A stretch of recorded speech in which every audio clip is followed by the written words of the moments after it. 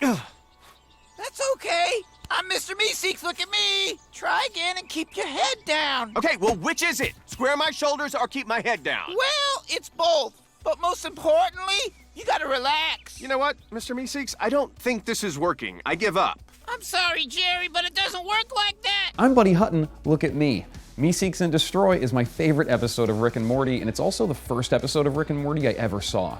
It's what made me realize that cartoons aren't just for kids. They make adult cartoons because live-action production budgets wouldn't allow for crazy-ass scenes like this. Hi, I'm Mr. Booby Buyer. I'll buy those boobies for 25 schmeckles. It's a tempting offer, but I'm gonna have to decline. Rats, what a shame. Morty, your adventure's in a spiral. Before we get down to schmeckle counting, be sure you guys subscribe to Universe, tell your friends about us, and send me Meeseeks memes on Twitter at Buddy Hutton. Now, let's break down Meeseeks and Destroy. Ooh yeah, can do. That was a pretty good Meeseeks impression. The title of the episode is a play on the common phrase seek and destroy, which is likened to search and destroy, which is a military mission archetype in which you do just that, you just destroy things. A couple of video games are called Seek and Destroy. It's the name of a 1983 Metallica song. The lyrics are about murdering people.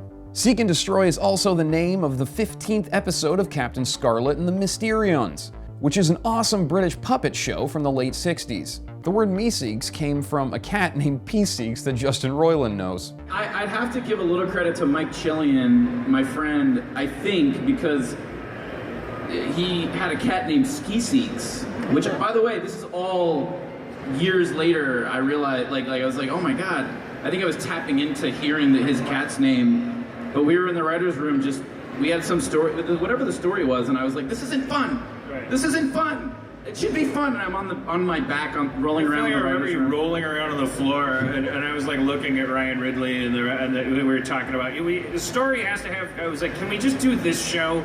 Just look at him, and he was just like, Mr. Meeseeks. And I was like, Mr. Meeseeks. Look, his name's Mr. Meeseeks. Work with him. The story of the Meeseeks was influenced by Scud the Disposable Assassin, a comic and video game series from Rob Schrab, a longtime friend of Harmon and Roiland. The story is about a robot assassin who is programmed for self-preservation, while most other robot assassins self-destruct after killing their target. Look, Meeseeks are not born into this world, fumbling for meaning, Jerry! This episode has the best writing as far as turning classic tropes into unexpected stories that are still narratively satisfying. The Jack and the Beanstalk story turns into a guy almost dying in front of his wife and kids. The heroes become the bad guys. Oh, great adventure, buddy. King Jellybean is a rapist rather than the wise advice-dispensing bean that he seems. The mentor is actually the nemesis. Wubba-lubba-dub-dubs! Yeah! This is the first episode with the wubba-lubba-dub-dub line, which we find out later means I am in great pain, please help me in bird person language.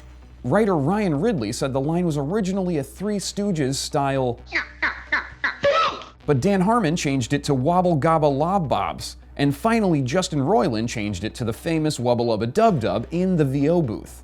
This episode is also the origination of the Morty gets control of every 10th adventure thing, which becomes a punch card in later episodes. All right, tough guy, but if my adventure's good, I get to be in charge of every third adventure. Every 10th. Deal. Okay, let's get down to possible homages or references.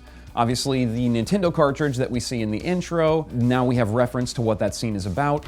Morty, do it! Hit the button now! I can't do it, Rick! They're my parents and sister! Morty, I already told you, it's not your family. They're clones from an alternate reality possessed by demonic alien spirits from another dimension's future. Do you need a mnemonic device or something? Just hit the button already! Okay, so let's break this down. The Smiths from Universe A are cloned. Those clones are then possessed by demonic alien spirits from Universe B. In 2 sentences, Rick confirms the existence of every sci-fi trope in Rick and Morty. Multiple universes, evil clones, demons, ghosts, aliens, and time travel. The demonic possession of Morty's family in space has some tones of Event Horizon, although Event Horizon has just 3 sci-fi tropes: demons, multiple dimensions, and space travel. Rick uses what looks to be a Ghostbusters trap to capture the trope-blending demons.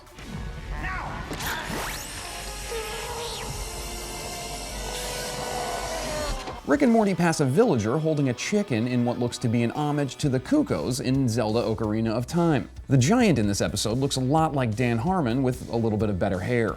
Humpty Dumpty gets drunk and falls down. No word yet on the status of his crown. Bye. Oh, no, stay. Go with the flow. Stop! King Jellybean looks a lot like Crumply Crumplestein, the narrator from the Channel 101 short Unbelievable Tales. He's also a pedophile in that show, in addition to chopping off children's faces. Justin Roiland is f***ed up, man. You're my inspiration.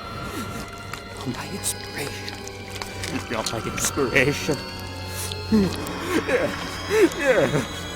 Rick singing Sweet Home Alabama while Morty survives a sexual assault by a jelly bean is both horrific and hilarious. Sweet home Alabama! Woo! The book they're sitting on in court says 1931, which could be anything from that year or nothing at all.